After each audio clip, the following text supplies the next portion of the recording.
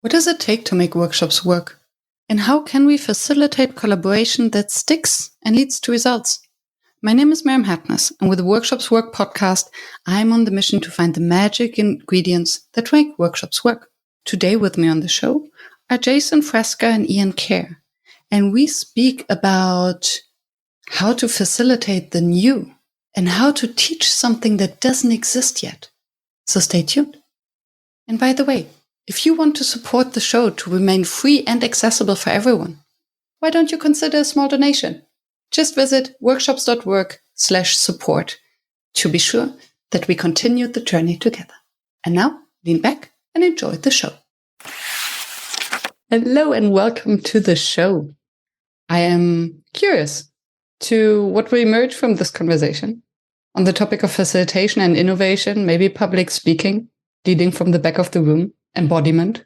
You will create the space for me to be curious. And before we're getting there, I always kick off with the same question. When did you start calling yourself a facilitator? And actually, do you? Who would like to start? Good question. Yeah. Thanks for having us first. Great to be here. I don't know if we actually ever really use the word facilitator, but our interest is definitely in facilitating an event, an occasion to happen, something to emerge.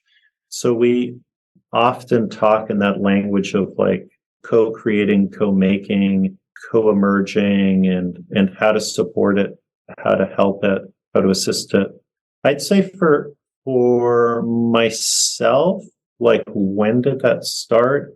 I studied architecture a long time ago, and during school, this was in grad school, we formed a reading group, and it was partially out of frustration with the school we were at, not really doing the things we're super interested in. And the reading group, we were reading the French philosopher Gilles Deleuze, but that wasn't so important. After a while, we realized it's also pointless just to read something if we're not doing something with it. And what we wanted to do with it was all of these different interventions in the world that would, in a sense, facilitate people to change how they interact with the world. So it was always thinking about how do you provoke, promote, perturb systems such that different behaviors and outcomes are possible. And so it was never about like the workshop or just people, but about the whole network of things, tools, objects, environments, behaviors, that kind of stuff. Beautiful. What I hear is that it's always outcome focused. So the facilitation of the workshop are just a tool, a way of achieving a higher purpose. Like, how do you actually use the knowledge that you accumulated through the reading or through a talk or through a lecture? Yeah, it's, I guess, like something, when things come together and they start to synergize and be more than just the parts, they have like an identity and an agency, and you're trying to facilitate that in some way and work with it. So I guess that has been one driving vision of like, what is it to facilitate? Thank you. How about you, Jason? Yeah, I think Iain and I are also professors at university. And so we're part of the Innovation Entrepreneurship Program at Montclair State University. And the courses have been designed from the beginning, of which we're the first two full-time faculty in this program, was always experiential. And so the language of facilitator has never really come into play in this environment. But, if we pull back the curtain on the academic side of it and what's taking place in a classroom and the outcome focus and the emergent experiential experience we want our students to have, one might call us facilitators. And so I just think it's a matter of maybe some nuance of labels or language we prefer to use or we are familiar with and applying into what we see. I can't really think of any instances that we really ever have referred to ourselves, or I've ever considered myself as a facilitator of the room, right? Like it's usually, you're the professor of the room, right? Or you're But I think it's like very deliberate on our part not to be the teacher, the professor, but to pay attention to the entirety of the experience and how do you shape it. Yeah. Like how does something emerge? And there one isn't leading so much as making, poking a certain part of the system, nudging another, blocking another part as you're doing something, like that might be called teaching or being at the front of the room in a workshop. Yeah. And I find it fascinating that although you are somehow facilitating learning or knowledge creation, knowledge dissemination, though you don't want to put the label of the professor or the teacher, because that's very much from the front of the room. Although facilitator somehow hasn't found its way to academia yet. And I wonder actually why. Is it because it's too applied? Or does it still have the bad connotation of, oh, these are the woo-woo people who sit in the circle and ask how you're feeling? I think for us, there's a definite part of why it doesn't exist is, has to do with professors in some sense should know something and they're communicating and delivering it. And so there's a historical model of what learning is where it's, there's an existing bank of knowledge that the professor knows better than anyone and communicates. And people are kind of vessels that hold that knowledge. And when they have enough of it, they can do something. But for us, we're really interested in creativity and innovation. We're interested in things that don't exist, till you make them, till you collectively make them. And as they come to exist, at some point you can know something about them, but the knowing comes later. And so you can't, in a sense, profess, you can't, knowledge that doesn't exist, of something non-existent. So creativity for us is the process of producing something genuinely new. Mm. And at some point, somebody could know something about it and somebody could gain expertise, which I think is very antithetical to most of our education system, where we're asking people to just receive pre-existing stuff and put it on an exam or something, or apply it in a paper. Yeah. Thank you for putting it in so concrete words. I just love it. We teach something that doesn't exist yet. And how can we in these days, how can we actually do anything else? Because in days where every major tech company has their own AI, how can a professor ever compete? Yeah. Against an AI-powered assistant, where students ask a question and get the answer so much faster. So I think you're exploring this space of higher education that actually we need these days, where you, if I understand correctly, actually teach students how to be creative and innovative, so how to think for themselves, how to co-create. And I wonder whether or how you can really teach innovation. Can we learn to be innovative? Can we learn to be creative? Yes. Absolutely is our answer. And I think, we talk about this a lot, but there's an assumption in that question, like an implicit one that is historically there when we say, like, can you teach creativity? Because it's imagined like it's something inside of us. Like we have a creative capacity. Some people might have more of it or less of it, but it's a thing, perhaps in your brain. So then some people are like, well, you can't teach that. You just have it. But I think for us, that's entirely wrong, where it's the new can't come out of an idea, because ideas are inherently conservative. The new comes from doing things in the world. And which is to say, like back to your word facilitating, you have to facilitate the emergence of something genuinely new rather than pull it out of your head.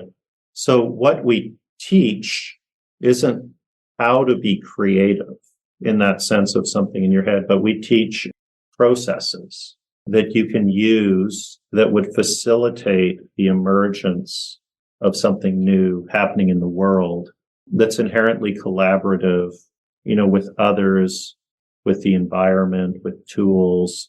And so it's like a much more ecosystemic view, much more interactive view of creativity. And I think the last thing to say on that, which is really important for us, is that creativity's or innovation's always already around us. It's like spontaneously happening. The universe is self-organizing to make new things that we can join and work with. And it's not like you have to lock yourself up in some room and beat your head against the wall till you find like some idea.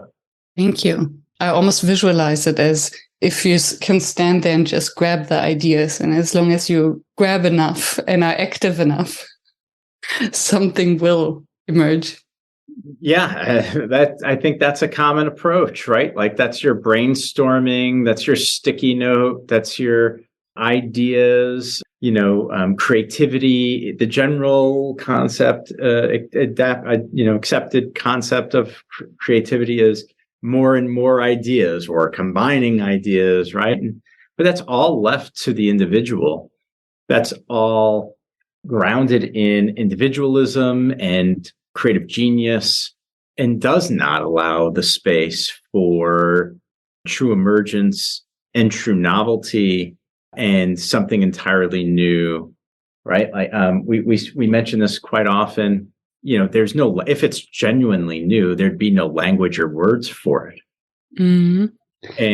And so if you can only think of something that if your idea can only be something that you've experienced or consumed, right? Then, and it's genuinely new, you wouldn't have any words or language to articulate something genuinely new. You need to invent that language as well. I love that. And one thing that just came to my mind when I hear the word emergence, and you mention it a couple of times, and the process how ideas and co-creation emerges. One is it requires time and attention. And these are the two resources that are scarce, even more so for the younger generation, where we really compete with all this information, with all the tech, with all the apps.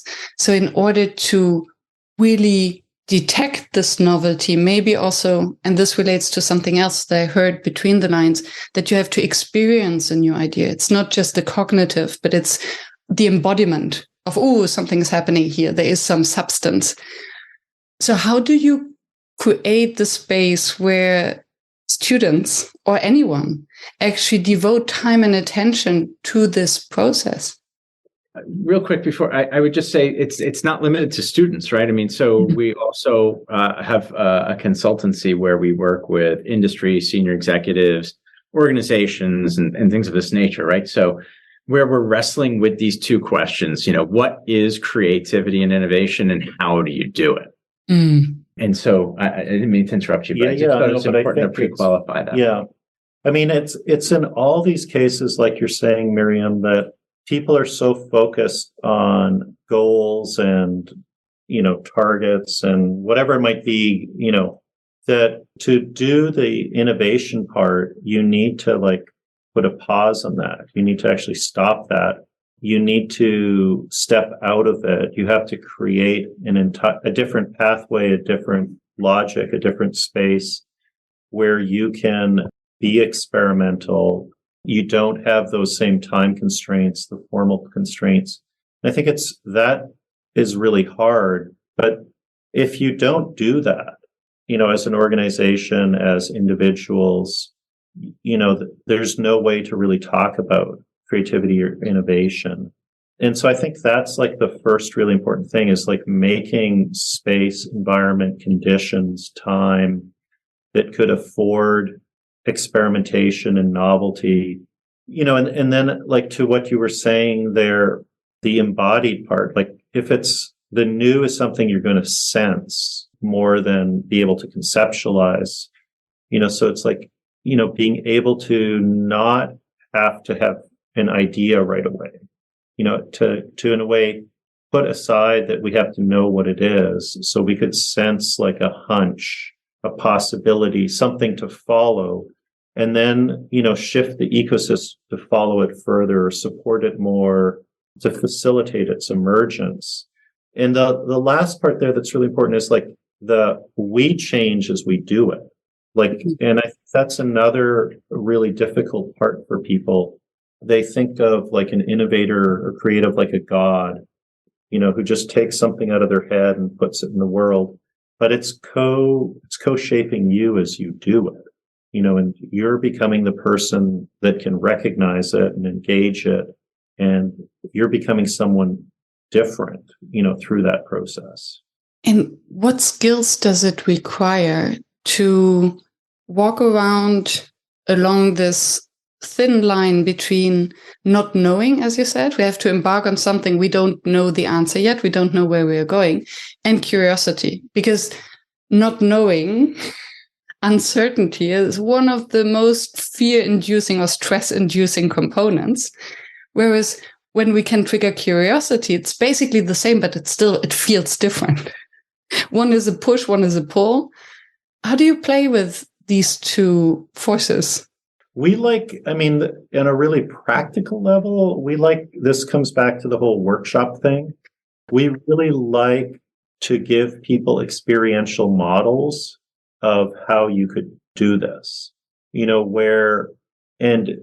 in a sense, play a set of games where you experience what is it to not know, to deliberately like block something, to follow things, to experiment, to work collectively with other people and material and processes, and allow a new logic to emerge that then could be explored. But I think for us, it's really important that you do exercises to get good at it. And what you're getting good at is an embodied process. So you're not, at some point, it starts to be closer to second nature. So it's not like, I would say either like curiosity or blocking, but you're like, okay, I have a logic, an embodied logic I can experiment with and play with. Maybe I've set up an environment to support it. I have others who also feel it and understand it. Maybe we have a shared language to talk about this process. But so for us, the workshop is really the way of facilitating people into a comfort with this type of process. Jason, you look as if something is processing in your mind. Yeah, always. I'm just processing what Iain was saying. I'm always learning from something he's saying. It's interesting. It challenges a facilitator in these experiential workshops is for individuals to articulate their experience, in an accurate way. If we're dealing in this unknown, right, that is the goal of the workshop, for individuals to experience emergent novelty without knowing. At the end, if you ask the participants to articulate their experience, say, write a user manual for an alien life force that takes over the planet to articulate what they just experienced, they'll often revert back to ideas. Well, I had the idea. Even though a moment ago you asked them, could you have ever thought of these outcomes that you just generated? They'll say, no, never could have. But then they will, when you ask them to articulate it in writing, they'll revert back to, it was an idea, I had an idea.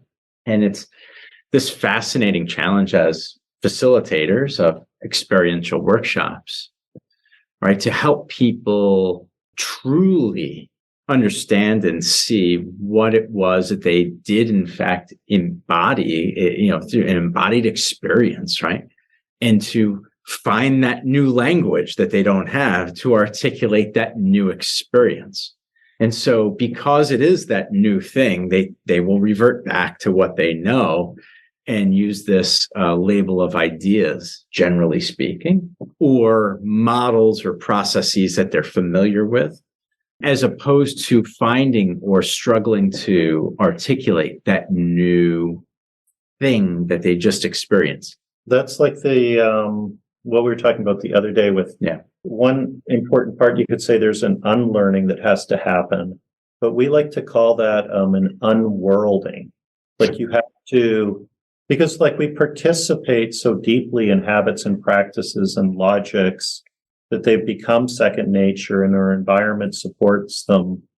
So how do we help in a workshop, like de-world somebody from that and help them kind of re-world in a world of that's emergent and embodied and process oriented? And so that's really the task in a way, the challenge. And it almost sounds like a catch-22, where on the one hand, you want them to embody something, so to define their own language. But then in order to communicate it with the outside world, they do need to go back. So I can see the benefit of it, because then they become ambassadors and translators of this new whatever has emerged. And on the other hand, I think it sounds as if it would continue to restrict us to really develop a new way of communicating these experiences. And I would like to hear your understanding of what embodied really means, because I think many of us, hopefully everyone in the audience, can relate to an embodied experience where we have this aha, where suddenly it's more than just the cognitive understanding, but this big aha that leads to a behavioral transformation without thinking about it. You know, I think all of our work comes from what now is called like the inactive tradition, which is a version of thinking about embodiment where it has 5 components, you know, where it says first of all, you're embodied, which means thinking doesn't happen in the head. And your body isn't just some support for the head, but you think through your body and what it does. Like really simple examples would be, for example, you know, we talk about the past being behind us. Mm-hmm. You know, and that's really because we have eyes, you know, in the front and we look forward and we walk forward. You know, so you can see how much of our thinking is already comes from embodiment. Like we grasp things. We could grasp an idea, or I can't quite see what you're saying, or, you know, hold on a minute, or, you know, like it's metaphors. The metaphors are coming out of embodiment. But, you know, the second E is that we're extended, you know, like through our objects. Like you could say books are like part of your memory system. You know, your phone, we no longer remember phone numbers, for example, because part of our memory system of our brain, you could say, is in an object. We're extended into the world, and the world supports what we do. You know, which means for creativity, you have to change the tools and the things that extend out. You know, so you're embodied, extended, embedded, you know, so your environment matters. Environment changes how you think and feel. And then, you know, the last, I think, most important of the E's is the inactive. Like we're always doing things, and the doing is leading to the thinking, the feeling, the engaging. We're not like static beings. We're always engaged and interactive. It could just be a conversation, but most of it's like, you know, holding, touching, doing, caring, nursing, whatever, you know, very meaningful embodied things. And then the last part is that we're primarily affective beings. Like we feel our way into things. The stuff we call thinking is a little tiny part of being human. Like we love to talk about it, but most of how we successfully do things and how we negotiate the world and engage is the part of us is it's felt, you know, it's sensed, felt, it has a tone and a valence, and some of it turns into emotions and sentiment and sympathies and what have you. But we put way too much emphasis on the thinking. And, it's really this much larger sense of being a body, doing things in a world with tools and environments that make us who we are. I would love to double click on this last part and hope that you can put on your consultant hats. Because there are two things that I find are fascinating in that. One is, yes, you mentioned the sensing, the emotions, the feelings. So everything that is part of our understanding and thinking, but it's not this cognitive thinking. And I think especially in the corporate world, especially for those who have reached the higher levels in this machine, they have learned to dissociate their thinking from their feeling, from their sensing. So this is one part. So how can you help unlearn to totally trust your thinking and to basically listen to your gut? And then as a sub-question to that, how do you sell it? How do you sell it that it doesn't sound like woo-woo? At the end of this workshop, you will have ideas that you will embodied ideas that you cannot really describe. Yeah, apologies for poking. I think everything you say we experience and have to work through on a daily basis. And we just spent 2 hours trying to think of like the subtle affective nuance for an online learning module we're interested in doing. We didn't really get anywhere. I think we did. We got to some. I think we did. But it was hard. It's super hard. And if there's no words. Yeah. And, and the part about, like, I think, upper level management and that separation it's become a critical part of their ecosystem that they're, disembodied and they're separate. And how to change that is incredibly difficult. And I think people's sense of power is connected to that, where if you suddenly are playing with people in a workshop, you could lose face, you could look not so smart, not so great. For us, it's really important that upper level executives if you're trying to move an organization to be more innovative in this way that's ecosystemic and emergent, interrelational and embodied, they have to experience it. Like, it's not something where if it's good enough if they get the argument for it. Mm. Because they won't be able to see and process for themselves all of the myriad of small, seemingly intangible changes that need to happen. And they'll just go back into that knowledge delivery mode. And so we're always, for us, the workshop is the key thing. Like, you have to get people into these experiences, because the knowing comes from the doing in these cases, and very hard to directly convince, upper level management to do it, but it's central to our work. So we're always figuring out, how do we bring these people in to an experiential space, and it could be part of a retreat that's only for some people and not for everyone. It could be in a kind of Trojan horse way where you think you're coming for one thing and it, moves towards another thing, but you're building trust. You're building an embodied relationship with somebody that then can allow you to bring them to see that they need to do these things. How do you get an organization to experience innovation? Because you mentioned that it goes beyond words, and an organization is made up of people. So it's a network. On top is the leadership. And I think if this what you're trying to it is disruptive in a way that you have to invent then different intelligences. And if a leader in a workshop feels uncomfortable of playing because they might lose face, they might feel uncomfortable because they're not the best, then suddenly it really questions the entire system of how someone actually reached the top of an organization.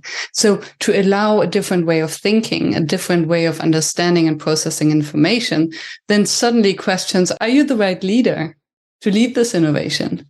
Well, yeah, I mean, like authority and ownership are anti-creative, approaches. Owning something, experting something, is a closed approach.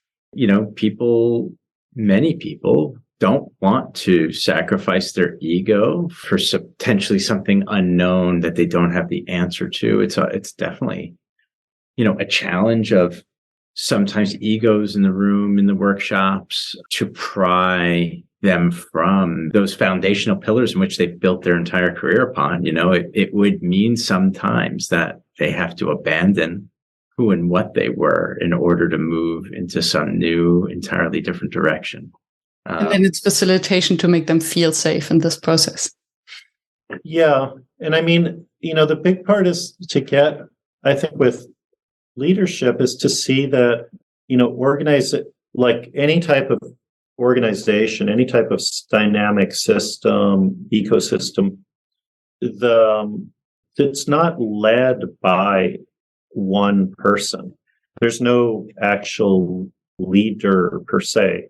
Most of the time that the behavior of an organization is like emergent because of the entire system, and that what we're doing is we're tweaking and pushing and nudging and pulling, changing parts of the environment, but we're in it and we're out of it. And so it's moving from a type of, command and control model of leadership to seeing this kind of co-emergent where you have to lead the whole, because the behaviors that even individuals have is because they're part of a system. They're not like they're not like coming out of the essence of somebody, but how we behave, how we perceive is because we're part of this thing, including, the people who are in leadership.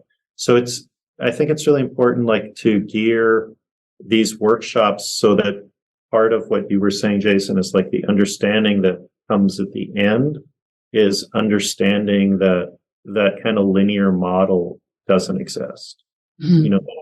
Is central to so much of what leadership is. Thank you.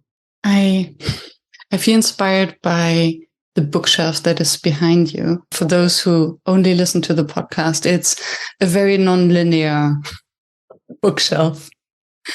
And which reminds me that you, Iain, you mentioned you have a background in architecture.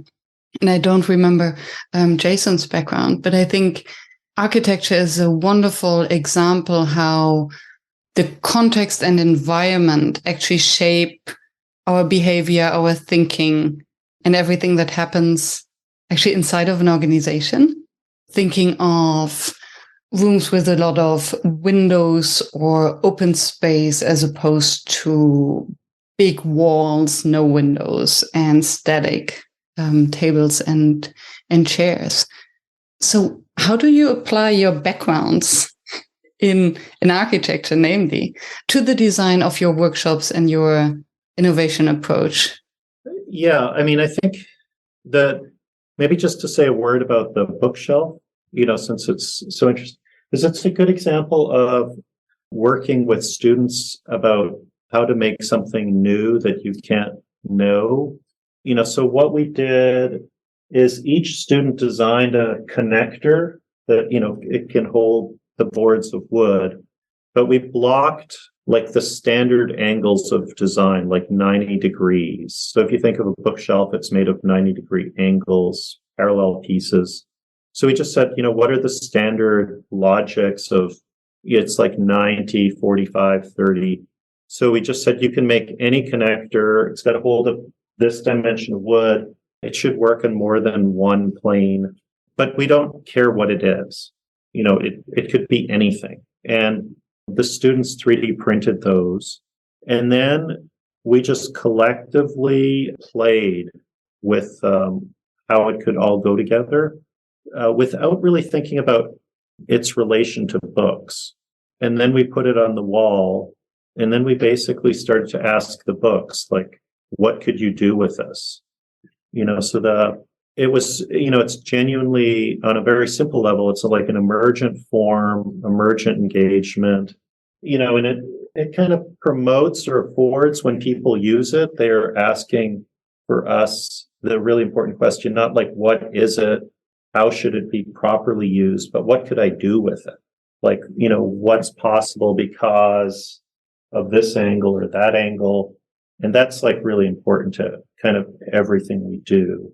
Yeah, and I think that's born of our process, right? Yeah. Our meta model for innovation, the blocking, right? To understand what exists in order to leave it behind. If we can't think of the new, right, then we must not do what's being done in order to get to somewhere new. And the more we block what exists, the more novelty will generate from that outcome, right? And so this is a process that the students went through, and understanding wood and angles and the software that they could design these brackets with, these connectors with, for 3D printing and what those materials afford. And, the exploration of dumping a pile of wood on the floor in the middle of the room, and the students then starting to experiment with how they could use those connectors with the wood and what things they could build and make, not knowing in advance, not predetermining it, not answering the question, but physically doing, engaging an embodied experience of making, right? Making is thinking. Yeah. Like, how could it meet the wall? How could it meet your body? How could it meet a coffee cup? Yeah. What are all the ways? Which I think gets into your other question then, which was like about architecture. I mean, so I think, back to like that premise of in the enactive model we use, the environment's always shaping us like profoundly. So our thoughts are co-generated from, our tools and our habits and our space. So we're always looking at, with organizations, how are their spaces organized? Both the physical ones, but also like the organizational layout of logic of jobs and all of that going together. And then we bring that into the workshops where we very deliberately lay out the space, organize the space, to allow for the modeling of the right ways of interacting in dynamics. It could be as simple as, that in a workshop, we want everyone to be able to step back and see what everyone else has done. But like in an organic way where if you just say like some word to pause everybody, they immediately step back in a way they can see every team's stuff.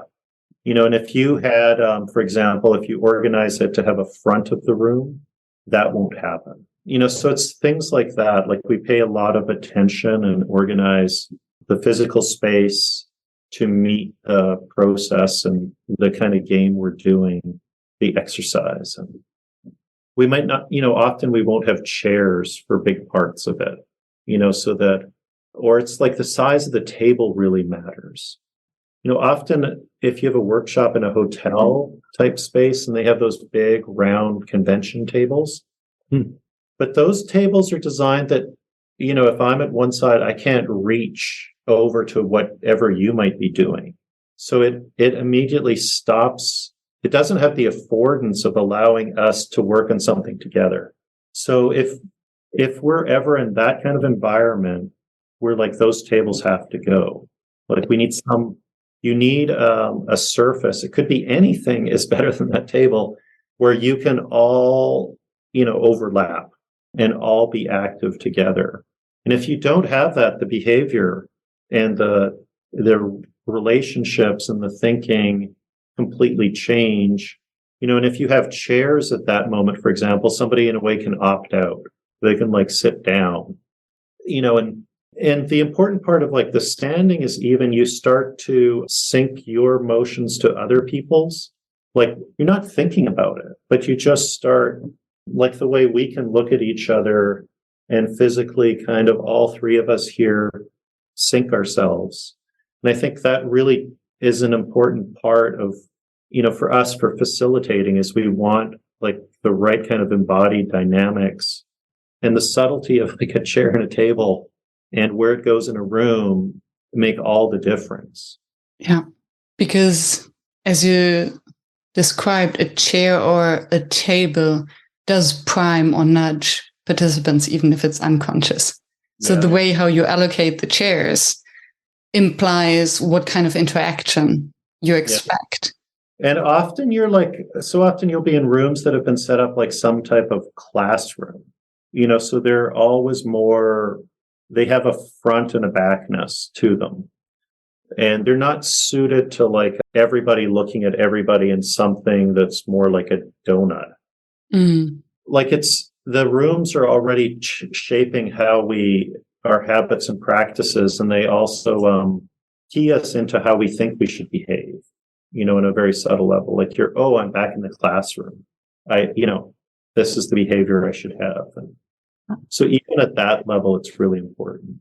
Yeah, it's like we rather want to create something that feels more like a campfire, where everyone puts on bricks into the fire, or like the eye of a storm, where everything comes from the outside into the inside, where you have the density maybe of information or insight is the highest.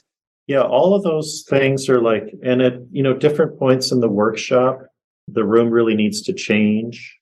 So we'll use things like everybody getting up for a coffee, or a snack, or some pause to actually physically rechange the room, so we're ready for the next. Because it will require a different kind of physical architecture in a way. To then also prime, okay, something is changing, needs a different way of looking at things. I cannot get used to.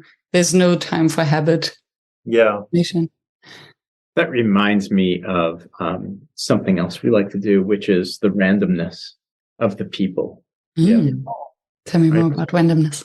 People, when coming into a room together, will naturally flock and congregate to people they know.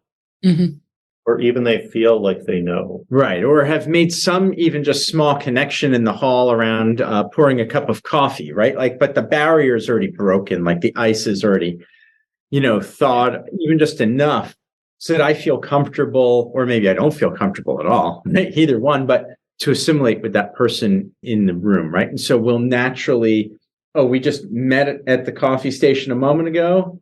We're both looking for a place to sit. We'll both naturally start. And there's some sort of rapport relationship already starting to form there, right?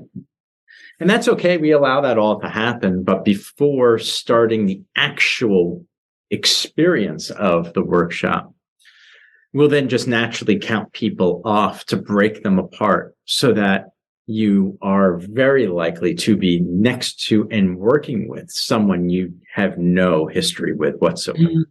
Just so the habits and patterns, you can't bring your previous ones of how you defer, how you engage, but you're kind of allowing the occasion to build new habits and relations and synergies between people. And I will ask one of my general questions in a very open way and see what comes out. So what makes a workshop fail, according to your experience? Well, I think, people the first really important thing is people have to have a genuine experience, like embodied, emergent experience of novelty that isn't coming from ideation. And this is just like talking about one type of workshop we do, but for that type of workshop, that's what really matters, and that it's emergent, participatory. So we put a lot of effort as we facilitate to make sure, like, there's no time, for example, to spend ideating at length, like, which could happen if you have a lot of time. If we say you've got 10 minutes to do something, you could spend 8 minutes talking. But if you only have 1 minute and there's like a task that takes 2 minutes to do, you have to go to it. So, the one big thing that can fail is like if there isn't an embodied, emergent, collective novelty produced. And so that's what we, in a way, put, I would say most of our effort as facilitators to helping facilitate, and usually the way that fails has a lot to do with time, I think. If there's like things that could derail it in terms of, so there's not enough time, or people want to squish it into too short a time. And so we're always, in a sense, fighting to hold enough time, because every time it'll be different contextually, right? And you need, like, sometimes we can do it the way teams are working. It'll take just, like, say 5 iterations of something. But sometimes, like, there's a couple teams that are going in a different direction, and it's going to take another 5 rounds, So we're always, like, for us, the eye and the prize is getting that emergent novelty to happen. And if that doesn't happen, it's, that's the big failure, wouldn't you say? I think that's... Yeah, I think, we script with no expectation of the script being completely executed, right? It's more of a rough outline. But if it's truly emergent, right, we're at the mercy of the group in the room. And it, like Iain is saying, sometimes, it's a little bit more challenging for the individuals in the room to truly get to that, genuine emergent novelty, experience the unknown. And so, we flex with that. And so time constraints definitely come into play sometimes, which I think gets back to something that was said earlier around, speed and one of the biggest challenges with senior executives or organizations. And it was another part earlier, which is innovation is slow. Like, it takes time. Everybody wants it fast. That's why ideas work really well, because they're a dime a dozen and they're accessible. And, the approaches that prefer volume, you can do volume even in a short period of time. Mixing and combining ideas, you can do fairly quickly. But if you truly genuinely want to invest in emergent novelty and innovation and ecosystems and environments to be organic and spontaneous, like, it takes time. You have to understand the system. Right? And I think, like, one really key, it's like a philosophical position for us is with a workshop, is that for us, a workshop isn't like a set of mini lectures and demonstrations. Like, we'll tell you something that we think is true, and then we'll get you to experience it. For us, what's really important is that the general conceptual outcomes are generated by the participants, so that we will facilitate an emergent experience, from a certain perspective, and then we will facilitate the unpacking of it, where they are collectively generating the knowledge. And we never want to be in that position where it's, mini lectures and demonstrations. And, so the second big way it can fail is that it's very hard to facilitate the emergence of novel habits and practices and knowing, as Jason was saying earlier. So you can bring people through an experience, but they'll look at it through the lens and through the habits they already have. So the second challenge after getting them through it is we want them to have a way of reflecting back on what they did that comes to this new understanding. But it can't be like we're forcing them to it in any way. And so that's, I think, really important. We don't want to force it or fake it, or at the end just give people a lecture, because then there would be no reason to have had the experience in some way. And then it wouldn't be novel in the first place, because then you would assume that you have the answer already, which is something that you said in the beginning, that you teach something that doesn't exist yet. So it's a different form of teaching. And there's so much to unpack. On the one hand, this time component, where on the one hand, if I understand you correctly, you cannot give too much time, because then it will be a discussion and they will derail and they will be off task, and this kind of sharpness of ideation is lost. On the other hand, you need sufficient time for things to emerge. And then, yes, innovation takes time and is slow, but the moment a good idea comes up, it's very fast. Yeah, so there's like all sorts of different types of time. So maybe we could let you in on a little secret, since it's just the three of us talking and no one else is going to hear this, right? But we're always manipulating time in a workshop, always, right? And so we'll tell people they have 5 minutes, but we actually only give them 4. We'll say we're going to do X number of rounds, but we actually do a completely different number of rounds. We're constantly manipulating time to account for, like you're saying, like not allow for too much ideation, but allow for enough time for doing, right? Physically embodying the thing. And I mean, we'll run the clock. We'll say 5. Well, it'll be 4. The room's nowhere near where it should be. We'll add 2 or 3 more. We're going to stop at round 5. Now let's do it 2 more. Like, this is all time that we're constantly flexing with, organically, emergently in the moment, and according to, what's taking place. And I think the other really important thing there is, as the workshop progresses, we let people know that, or we make sure they notice that the rules are bending, or that the rules are bending to evolve with what's emerging. Mm-hmm. Because we want people, this is one thing we're trying to demonstrate and allow people to understand that, that there's a feedback loop between the experience and the process changing. What I love about that, it made me jump on my chair a bit as a behavioral economist.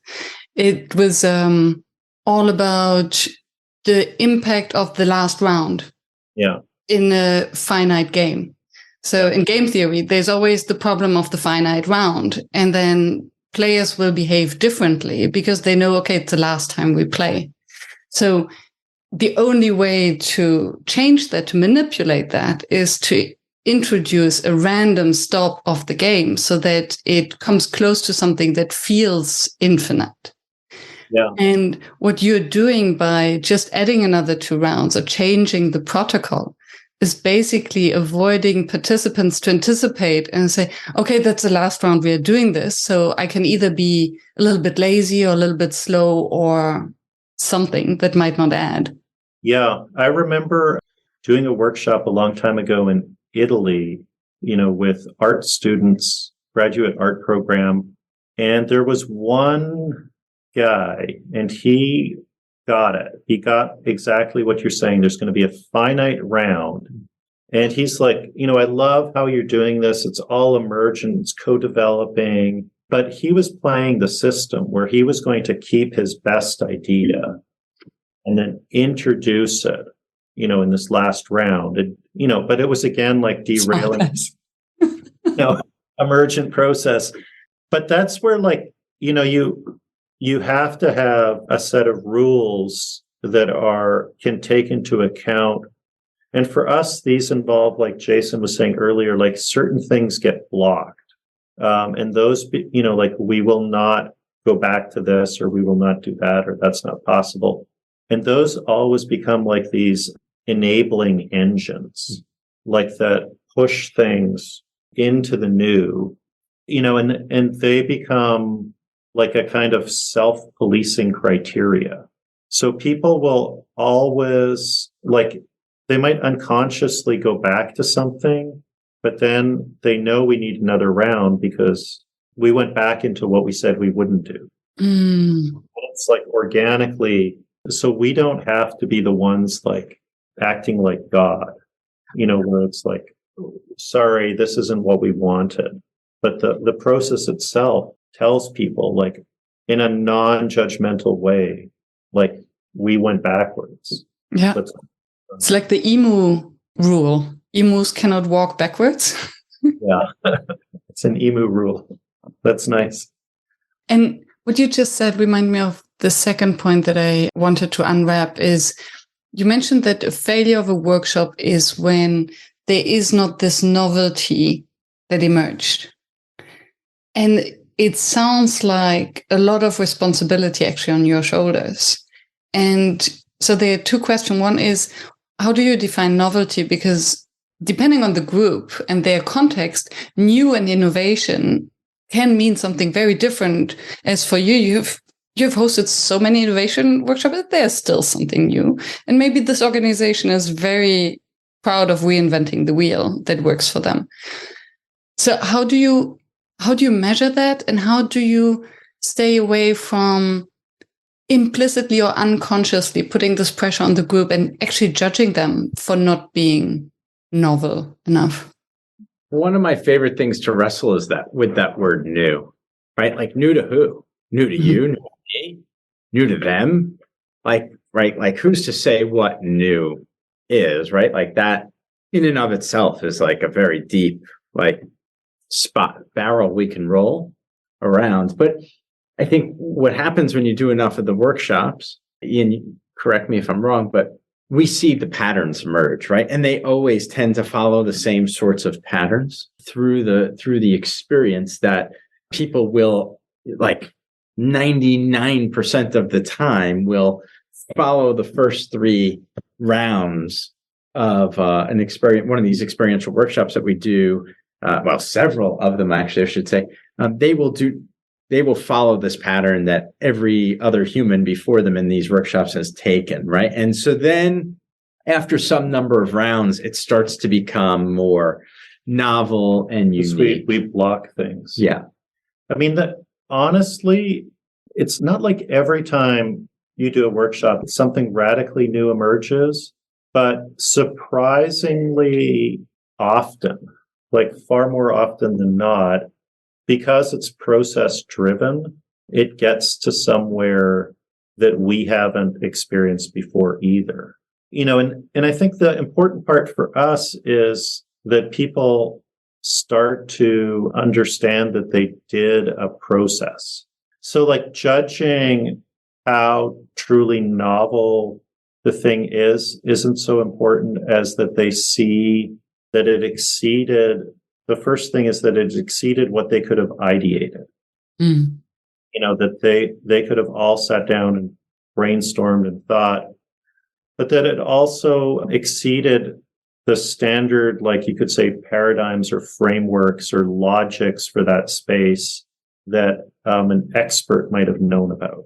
That it's going to some new logic. It might not, we're not interested in if they could work it out, but that they've come to a new space. I think the challenge for us is like, no matter how many times you do it, you feel like it might not work because, if it's genuinely emergent, it involves novelty, there's no guarantee, so there's a lot of anxiety, like there's a lot of emotion that you have to kind of put aside to do this kind of workshop well. And you have to yourself trust the process, because there can be those moments where you subtly want to just be like, just go do that. Don't do that. I know that's going to be bad. But you have to kind of hold yourself back and just be like, well, that's fine. And in the end, like I think we try to make a process that doesn't involve like that type of judgment of God. Like, is it good? Is it bad? But like, so that there's no place for that, just is it different? Mm-hmm. But to have that criteria be one that's held by the room. Teams, you're working in teams, but you're working as a meta collective as well. And at some point you switch from being, for example, in something like you could think of as a competition between teams, where you could be like, well, one team is better, smarter, whatever, to there's this kind of collective emergence of a new framework that no team could say they own, just like no individual could say, I came up with it. And I think that's a really big part of what we're trying to do, so that you realize the role of competition, and you also realize the role of this kind of collective emergence and how you need both. So for us, that's like a super like carefully done thing where judgment has to shift from like good and bad, a type of value judgment to I would say like a curiosity judgment. Like, is this genuinely different? Not like, is it better or worse? Do I like it or dislike it? But is it different? And if it, getting people to move to that habit and that practice of like where you could stay with a difference and keep its difference alive process. Does it provoke new thinking? Does it create wonder? Yeah. Later, like that there should be, I think that's like another thing you could fail at a workshop. Like if people don't have a sense of wonder at some point, like, because you could make something new and just be like, well, that's just a pile of shit. It's different, but but you want to have that sense of. Yeah. And I think that's similar to a conversation. I recognize a good conversation. I have many conversations, as you can imagine. As soon as in my mind there's a question coming up, so what? Yeah. And I'm like, okay, this is about to fail, to change something. And I think for a workshop, it's similar. If the question comes up, so what? Yeah. Then it's a big red flag and warning sign. Yeah. And I have one provocative question that I will park here for just one moment. And first want to clarify or ask, you said that if the group realizes that they have achieved more that they could have achieved through ideation. And I would love to be very explicit here. So what is the alternative to ideation? So ideation as opposed to what? So I guess maybe just like, what do we mean by ideation? And in this case, we mean like the classical model we have for a lot of creativity is you work on getting a new idea, a totally different idea. Then you figure out how to realize it.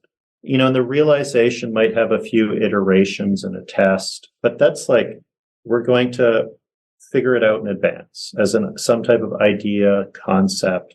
But that's like, as you were saying, Jason, it's like very conservative inherently because it relies on what you know. And what we mean by an emergent process that exceeds that is that you don't start with an idea of what it should be, but you start with an experiment that usually, as you were saying, Jason, blocks something. It's like, we don't want to do this. We refuse to do that. What else is possible?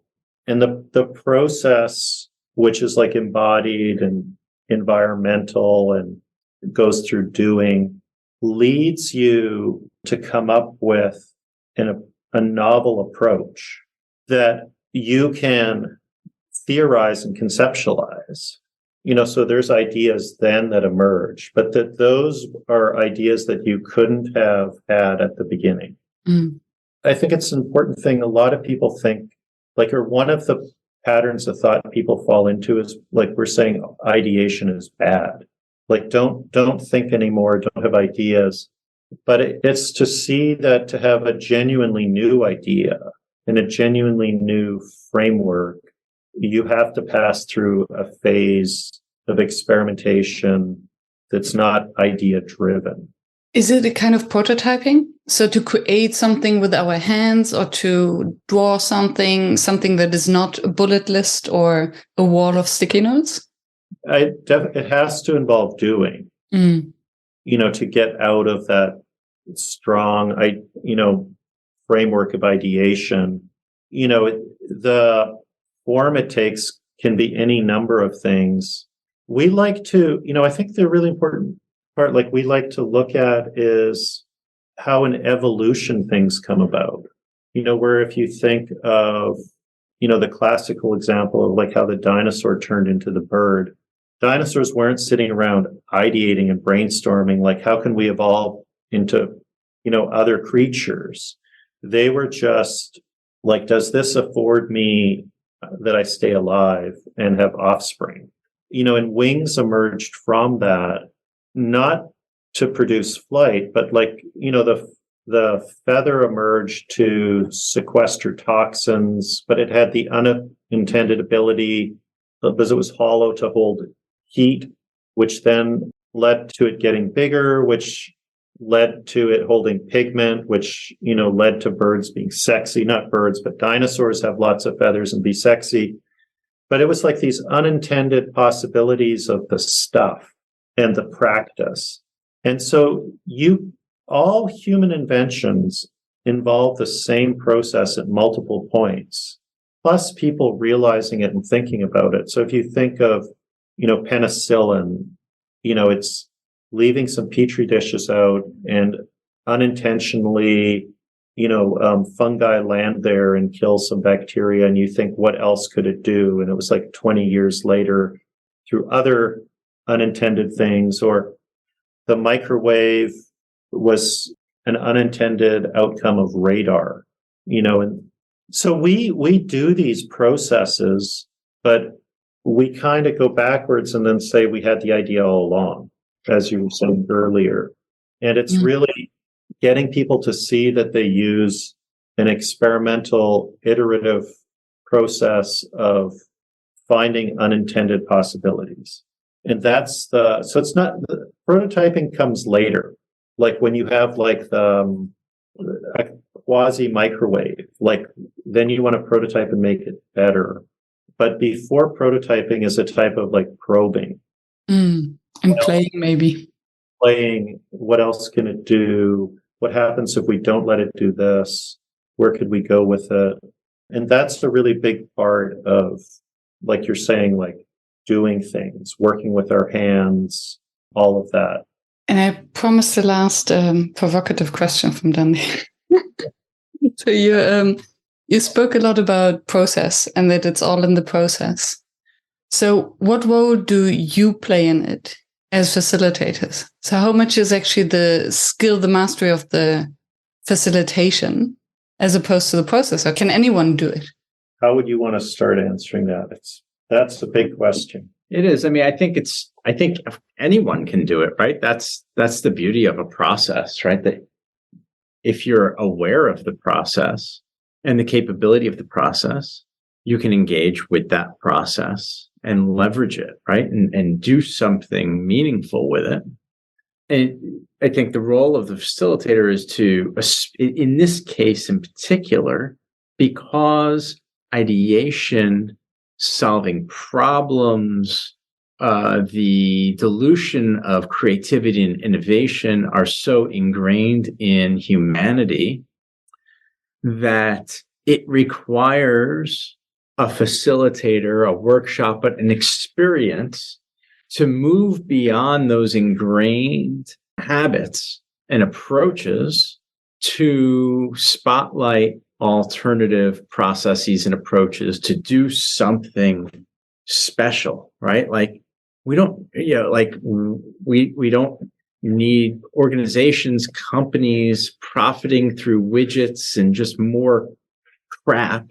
Doesn't work in 2023. We need to do something bigger.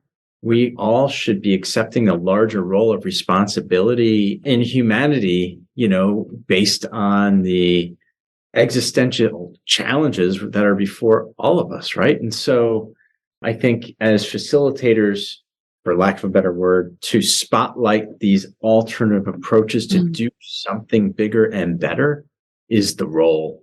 To hold the mirror. What's that? To hold the mirror in front of the group, basically, also to reflect back what they're doing. So just coming to the nuts and bolts of what you're saying, I think it's like what we're trying to do is a type of scaffolding. We're trying to help a group shift from one set of habits and practices, environments and tools and embodied logics to another. And so you do need, the process is not enough, in this case, and you do need facilitators to help it, because you're noticing where you need more of a nudge and a poke and a change. But which brings to the second part, when an organization shifts to working with these ways that allow for, genuine novelty to emerge, you need people to have new roles. And those roles are to help facilitate the new.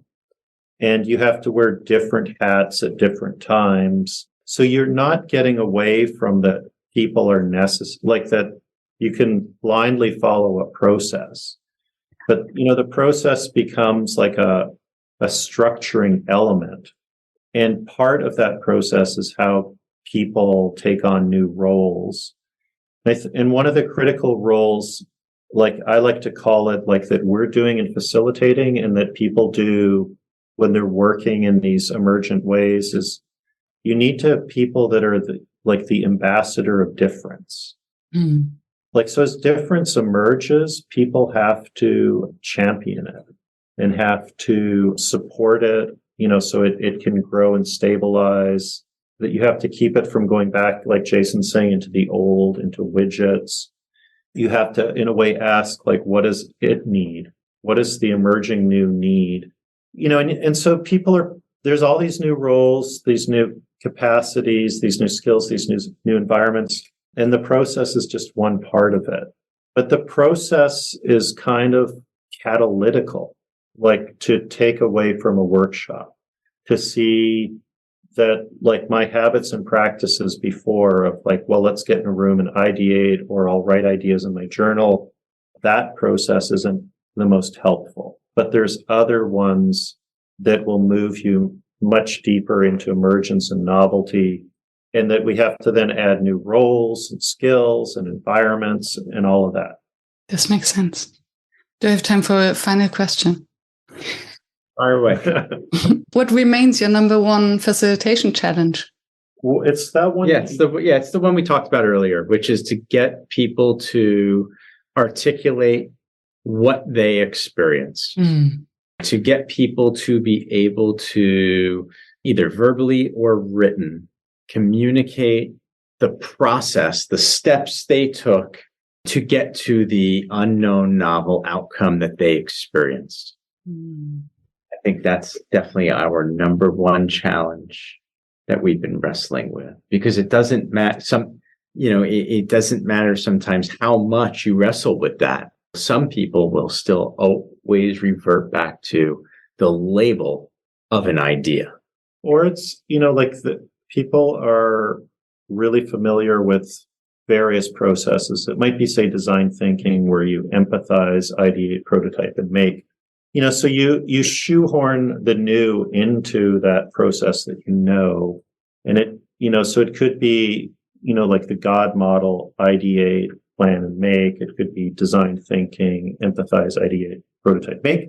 It could be any number of others, but you're like, oh, this new experience is a version of that, which really shortly, you can imagine after leaving the workshop, will be like, oh, I learned some new design thinking tools, or I learned some new ways to augment the God model, rather than seeing that there's a need for a different set of processes to get to something genuinely new and emergent, and being able to like sit with that difference. And so we put an enormous amount of effort in experimenting and testing to figure out how to facilitate that kind of second part of our work, of these kind of workshops that are about innovation, because the coaxing and the working towards that is hugely challenging. Creating a new new language. Yeah. That's why we say like it's unworlding, not just unlearning, and reworlding. Like we want to go into a different world, a different ethos, a different set of practices and habits. And, and it's a lot to try and imagine happens in one event, but people should feel it in some sense. Beautiful. I'm looking forward to where this challenge and the how might we will lead you. Thank you so much for your time and for sharing. I'll put the links to find you in the show notes. Wonderful. So everyone who is interested to learn more, to work with you, can find you. Is there anything that you wanted to share that we haven't touched upon? I think we always kind of remember like 2 days later, right? Yeah. Yeah. It'll emerge later. But thank you for this opportunity to have this amazing conversation. You had some wonderful questions. Yeah. Thank you. It's been really fun. Thank you. Thank you for staying tuned and for listening until the very end. I hope that you found the inspiration and the wisdom that you are looking for. And I hope that you will subscribe to the show so that you never miss any of the interviews with another inspiring facilitator from across the world. I'm devoted to continue this podcast and to deliver weekly an episode that maintains the quality that you expect and you deserve. And if you would like to help me to maintain this quality and to keep the podcast free, please help us. Visit workshops.work/support to make a small donation to keep the podcast free. Thank you so much. I hope to be in your ears next week.